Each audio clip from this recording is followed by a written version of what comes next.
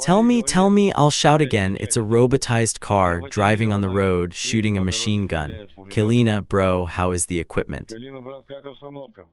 This is, in short, the Germans left this robot on the road. He was standing. All the more typical episodes of combat actions in 1925. Distance-controlled robot rolls out to the front line, where it is rare to meet with a person due to the mass use of drones on both sides, and begins to suppress the position of the enemy with a machine gun fire, while the other members of the operation are still moving forward. Other robots go straight to the enemy dugouts and explode, forcing the survivors to hang a white flag. The third goes to their trenches, bringing water, provisions, and medicines. The fourth brings the wounded under the fire of the enemy, another deadly and dangerous task for a human. The drone war is slowly becoming a war of robots, and there is less and less room for combat for fighters from flesh and blood. In this video, we will talk to you about new trends and about how war can look like in the near future. By the way, I'm not hinting at anything, but the main events of the Terminator take place in the future in 2029. And the cars from the ashes of the nuclear fire rose up, and the war for the destruction of humanity went on for decades. But the last battle will not take place in the future, it will take place here in our time, tonight. One of the main arguments of skeptics in the dispute over the role of drones is that UAVs do not storm positions, do not hold them, and the infantry must do this anyway. So lately, this argument has become quite controversial. In the third assault, they conducted the first successful full-fledged assault of the enemy position. As they said in the brigade, the Russians attacked FPV drone and ground robotized NRC kamikaze complexes. Instead of waiting for them to blow up completely, the Russian military put out a piece of paper with the inscription "We want to surrender" from it, so that they could see from the Ukrainian drones. On this, in fact, the fight ended without direct participation of the Ukrainian military.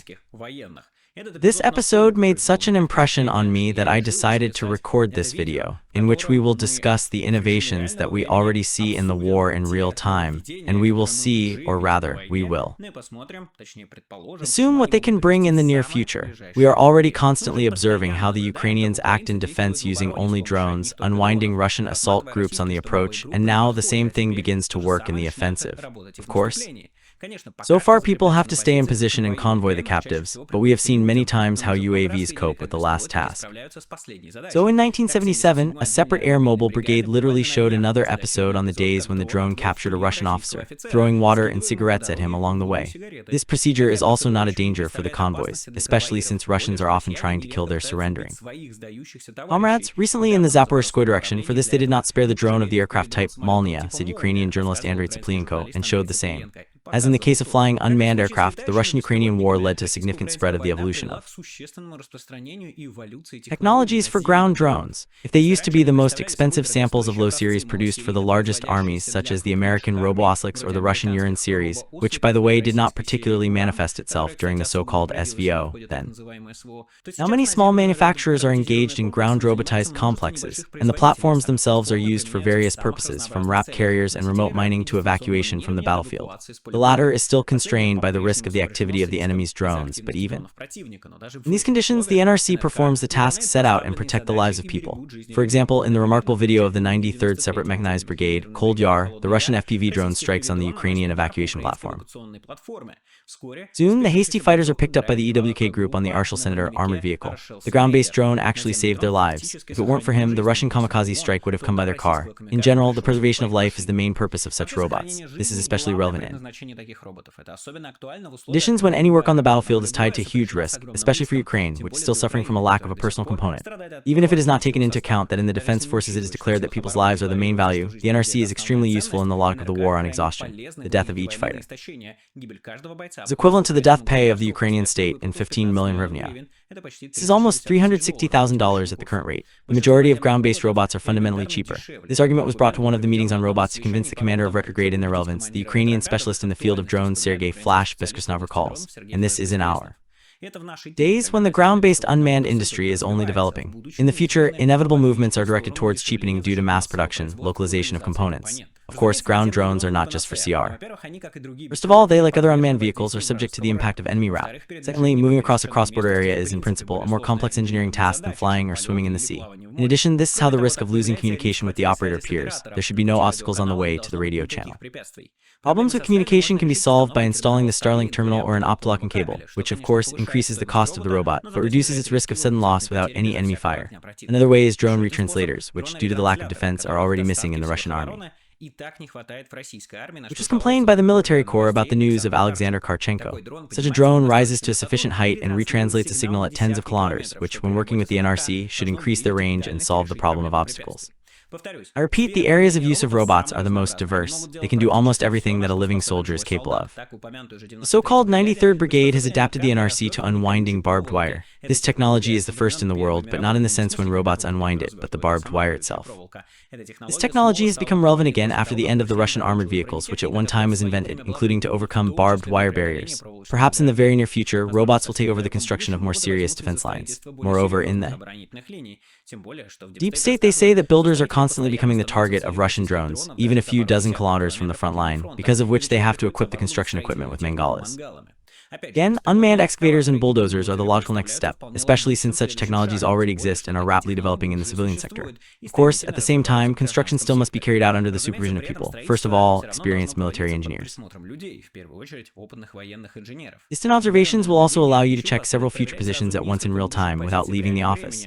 At the same time, the indiscriminate interest is, of course, caused by the wearers of various weapons. Some of them acquire quite bizarre forms, so in 92, a separate Assault Brigade told how the unit of unmanageable aerial missiles shot from the MiG-21 Monument aircraft was attached to the ground robotic platform. At first, the idea seemed to be as stupid as possible, the commander of the 92nd Brigade with the call electric told, but then it turned out that this miracle of technology even hits Russian positions, they just shoot somewhere. Yes, you heard right, Ukrainian brigades have a lot of foreign unmanned systems. In the organizational plan, the Ukrainian army is on track with time. Some 1.5 years ago, even a lot of strike BPLs were in the wild, and now almost every brigade can boast of a whole battalion of drones, including foreign ones. NRK can be ordered on online marketplaces on the funds allocated by the units or purchased by them for beep, although many commanders still prefer cheaper FPV drones, which are chronically insufficient. Robert Brody also began to work on the introduction of ground complexes, in addition to other things. After the appointment of the commander of the Ukrainian Force of Unmanned Systems, the priority direction is logistics. Ukrainian drone operators should not drive by themselves, otherwise they should walk on foot on positions with complete or ammunition. Robots should do this for them. By the way, so far I have used the word robot not quite rightfully. Fantasts and futurologists understand under it an autonomous mechanism capable of acting according to the previously set program without the participation of a person. In our case, still requires the hard work of the operator, who himself is at risk for life, because now every dugout with an antenna on both sides of the front is becoming the first target. There's a hunt for drone operators. Therefore, it is not possible to get rid of the risk for people at all, because in a war, it is necessary to be constantly aware of the situation and hasty decision-making. In principle, all the actions of the above-mentioned robot RZO can be automated. You just need to make sure that the drone is on the ground exactly, enter the corresponding target into the computer so that it calculates the angle of inclination of the launcher and, in fact, make a launch. In fact, some self-propelled artillery systems are already almost fully automated. For example, in the super-modern Swedish Sau Archer, the crew only drives the car, the rest is done by themselves up to charging. It's not so difficult to get rid of the driver in this system, so there is nothing impossible in artillery robots. But in close combat, you need completely different skills. You need to at least understand where the target is and where the other attack plane is going ahead and at the same time hit the same target. The task is probably not easy. But in the development of artificial intelligence, there are certain trends that allow you to predict in the future a fight without the participation of a person. Well, that army that does not throw meat at the enemy. Do you know where you still need constant seasonal awareness and swift decision-making? When driving a transport vehicle on a regular city road where the situation is constantly changing. So robotaxis have been allowed in some cities of China and the USA for several years. Moreover, the research shows that they rarely get into a traffic accident, than cars driven by people.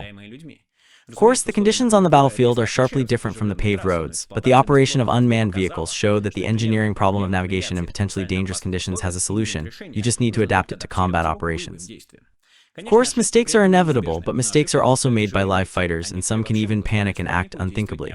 In the end, as in the case of a car on autopilot in an emergency situation, you can always intercept control. In addition, each fighter must be trained anew, and in the case of robots, this is not required. Moreover, each fight, even unsuccessful, gives an invaluable stream of data, on the basis of which you can issue an update of the software, which will immediately be transferred to all robots of the same type. It is easier to agree than to rewrite the training program and re-prepare the instructors. Moreover, in the Russian-Ukrainian war, the timely training of newbies and the ability to skip lessons are a problem for both sides. Although Ukraine copes with it a little better, spending 51 days against a couple of weeks for new Russian contractors. Moreover, there are already examples of the use of combat systems that act without much human participation in the current war. You're talking about autonomous turrets for intercepting drones and cruise missiles. This is even more ironic, because those very drones and missiles are just the most common example of killing robots, which fly at a target on a given program without communication with the operator. At most, they transmit data from their location on the mobile network. So right now, there's a war of robots with robots. In Ukraine, there's a Sky Sentinel turret, which operates completely autonomously without the participation of a person, and is capable of observing the sky all day long without sleep, finding targets by pointing a radar and striking them, counting fire with the help of artificial intelligence. Of course, it is usually easier to find targets against the sky than a masked target on the ground, but the beginning of the use of full-fledged combat robots is already in place. Similar technologies are also used in FPV drones, equipped with so-called drone guidance systems, or machine vision. In short, the operator points the drone at the target, after which the system itself controls the device holding this specific set of pixels in sight. This is an alternative to the optical fiber technology, since it allows to ensure the defeat of the target in conditions of counteraction (rep), when the operation of the control channel can be violated. Another typical example of the use of such a technology is a video captured by the Russian radio-electronic intelligence, where the operation of the piloting drone is shown first. This is a special large drone that carries smaller drones and then releases them while working. As a retranslator for them, then the flight into the drone, launched from the aircraft carrier, is shown on the recording of the intercept. The peculiarity is that it acts without the operator's participation. This very frame that you see in the frame means that the automatic capture of the target is carried out and the system directs the drone to it. Let's stop for a second and realize what just happened in front of us. The flying aircraft carrier, or mother, launches the kamikaze robot. Hello to everyone who played StarCraft for Protoss. Ire will be avenged. The very future that fantastic movies of the 80s and 90s warned us about has already come. But fortunately, the robots are not fighting with us, but instead of us. With the massive use of technology, machine guidance removes the need to train drone operators. The drone can fly to the desired area on its own, and in order to see the target on the screen and point at it to artificial intelligence, special skills are not needed. In principle, even commercial drones are able to identify moving objects and track them, and then not far away to the dumps and hits of kamikaze on the basis of this technology. Moreover, machine vision can be used to detect long-range drones that can match the goal. For example, of the factory's production facility with its image on satellite images and strike it even in the conditions of GPS suppression. Here, however, not only technical but also moral and ethical questions arise. How should a drone distinguish military equipment and enemy soldiers from civilian vehicles? As we know, Russian pilots do not bother with this, striking both military and civilian targets without discussion. For Ukrainian drone operators, the problem lies in the fact that Russian disposable equipment is usually not even painted in camouflage colors. Are we ready to trust the computer program to choose between a legitimate goal and a military crime? And if a civil strike is still applied, then who will be responsible for this crime? The only logical option is the responsibility of the manufacturer of the drone and the developer of the software.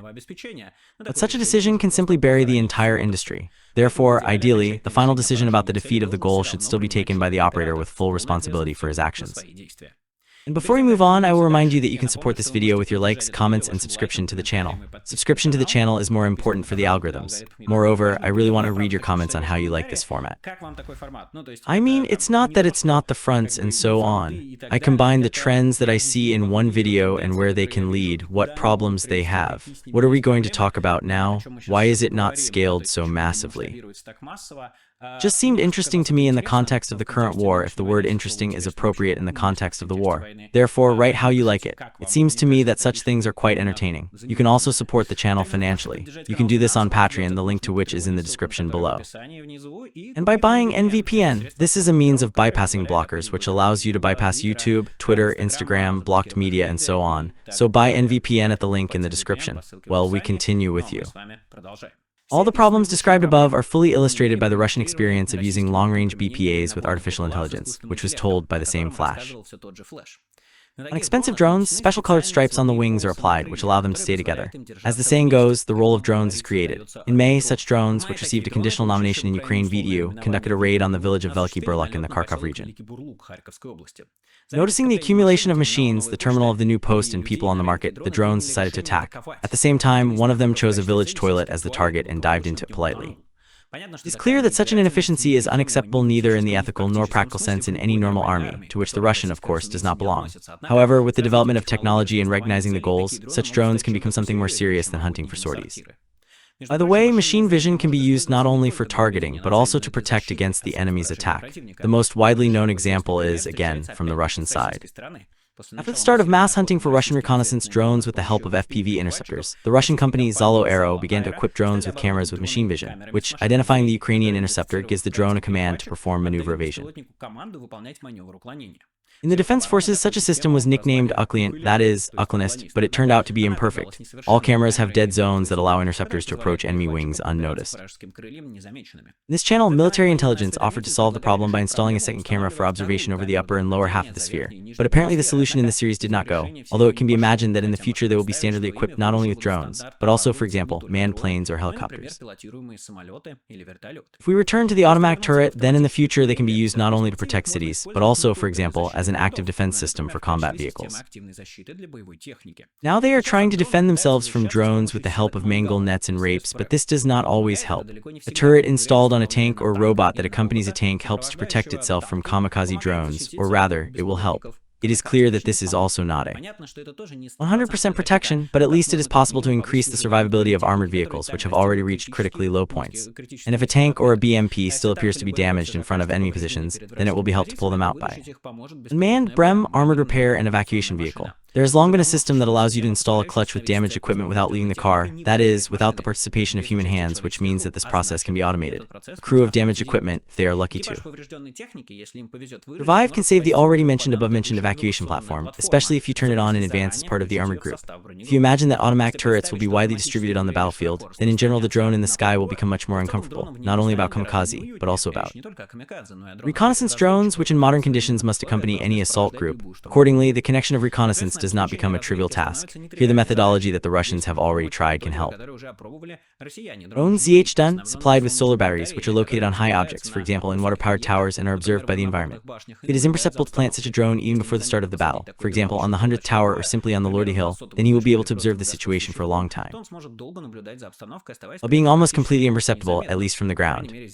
By the way, I'm waiting for us. There is a place in defense. Placed on the intended route of the enemy assault group, he can take off and hit the target quickly enough so that the defense system does not have time to react. Again, thanks to machine vision, this does not require constant observation of the operator. The system can identify the target, either warn the person about its approach, or command the drone itself to hit it. We have already talked a lot about machine vision, but talking about the war of the future, we cannot miss the more familiar varieties of the so-called artificial intelligence that is slowly emerging in all areas of our lives. Of course, we're talking about large language models that can analyze huge masses of data and perform routine tasks much faster than a person. The United States has long been seriously thinking about how to effectively apply artificial intelligence, for example, when managing logistics. Real examples of why this is so necessary are being created. Often, the units experience a shortage of means of defeat. For example, those drones, not because they are not in the warehouses, but because adequate assessment of the needs that may arise, taking into account the situation at the front. You must have heard how language models diagnose diseases based on huge databases of these symptoms. In this case, a similar system can analyze the previous requests of the units and predict that, for example, for the reflection of the offensive of the machine gun division, standing on this site, a battalion of unmanned systems will have to receive at least 100 FV drones a day, and taking into account the previous losses, supplies, and reports of the activity of enemy unmanned aviation, it will be necessary to send, for example, 120 drones, for which it will be necessary to use 10 NRK. Of course, a logistic person can come to the same conclusion, but for this it will take many hours of analysis, and the decision to make is not guaranteed from an error, just like the IAEA can begin to hallucinate. Therefore, the control of the country of a living specialist will be required here. Another example of a sphere where the IAEA can be irreplaceable is the reconnaissance preparation of the battlefield, which was written last year in the American journal Military Review. Under this term, the U.S. Army understands the analysis of a whole range of data from the weather and terrain to information about the forces and funds of the enemy. Collecting and processing of such data takes many people hours of work of staff officers, and over time they become more and more. For example, now it is necessary to take into count the coverage of the enemy's resources and frequencies on which the enemy drones work. As I said in the video about the reasons for the record losses of the Russians in the current offensive, 200 attacks a day along the entire front line are simply impossible to prepare well, including in the intelligence plan. And this problem is not only related to the chosen Russian tactics. On a modern battlefield, transparent for intelligence, it is extremely difficult to concentrate large forces, which are often defeated before the start of the operation. Therefore, any attacks will inevitably be carried out by small groups, which means that the laborious process of intelligence preparation for the battlefield, which is necessary for each of them, may not be suitable for staff officers. And here she can come to the rescue and trained to dig up just such data and give a brief reference based on which the headquarters can already plan specific actions in defense or offensive. Johnny Harris, one of my favorite YouTubers, but in English he makes his videos, he makes them so incredibly high quality. He has a very cool approach. He's right for me what is called a sample. Well, that is, as a sample, I can't do it as high quality as he does. That is, he has a schedule and specialists. He cuts 10 pieces for each video, but he had a big video about the war of the future. And in it, just a lot of attention is paid to the fact that artificial intelligence can analyze large amounts of data in a very short time and how it gives an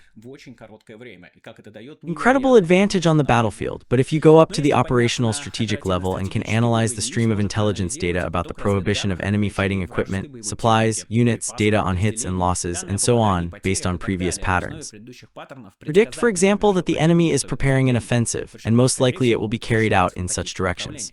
In war history, there are enough examples when the human eye could not see such patterns among the masses of data that were unremarkably large back in the last century. For example, in the 44th year, despite the excellent work of the Eastern Department of Military Intelligence of the Wehrmacht, the German command provoked the concentration of the Soviet troops in Belarus before the operation of Bagratión, until the last one, waiting for a blow in the southern direction. In a similar way, the command of the Russian United Group of Troops blurted out the Ukrainian counteroffensive in the east of the Kharkov region in 1922 and the Kursk operation in 1924. The analysis of data with the help of the eye could help if you are not sure to predict certain operations, then at least pay attention to the staff officers for unusual activity in a certain area, similar to the previous case of preparation for the offensive. At least part of what I'm talking about may become a reality in the near future. ICC is already recruiting specialists in the field of artificial intelligence to develop and implement such systems.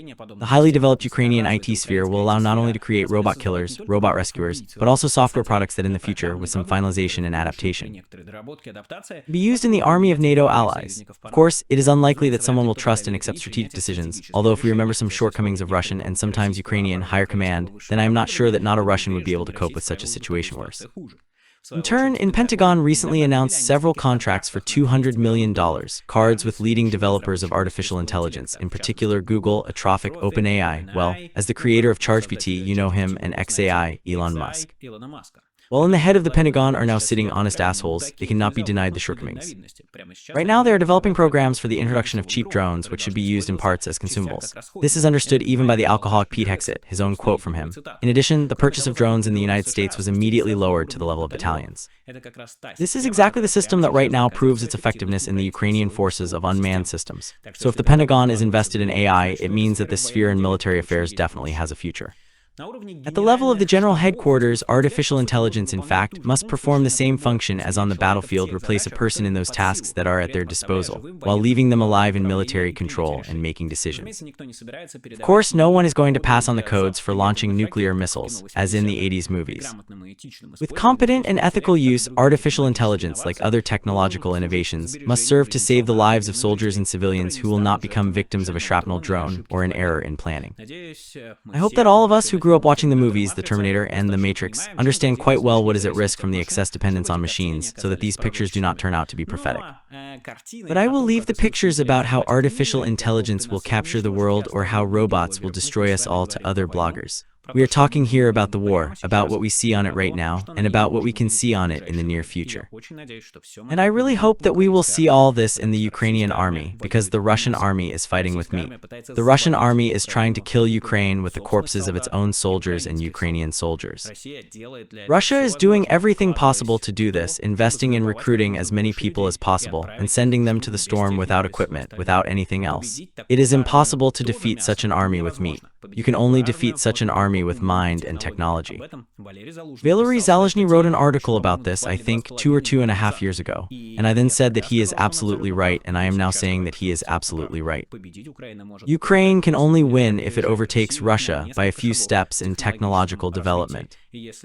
And if, instead of people in all possible tasks that exist, which are possible to perform there with automated systems, artificial intelligence, and so on, Ukraine will really use such things there, it is already building a wall of drones, it is already using NRK. I hope it will expand. This is how I see the modern war and the war of the near future. And unfortunately, until this war ends, we can see all these technologies very soon. If you had told someone 2 years ago about FPV drones and what place they would take on the battlefield, people would have twisted their fingers like the Russian generals did. And the Ukrainian ones did not twist their fingers, and therefore they were able to go forward here strongly. Not as much as they would like, but still strong, which does not give Russians the opportunity to underestimate. Because, for example, they are the first in the fiber industry to this day, unfortunately, and still in a number of technologies. Because, well, they managed to do something with it. Usually it just goes from the bottom level, where the Kulibins come up with something, and then they try to break through for a long time to implement this technology. Let's hope that the Russians will be slower, the Ukrainians will be faster, and Ukraine will win and will not lose soldiers, will not lose civilians, will not lose people, but will be protected, including drones, ground robotics, complexes, automatic turrets, and so on. Well, Michael Nacke was with you, and see you soon. All the best. Bye.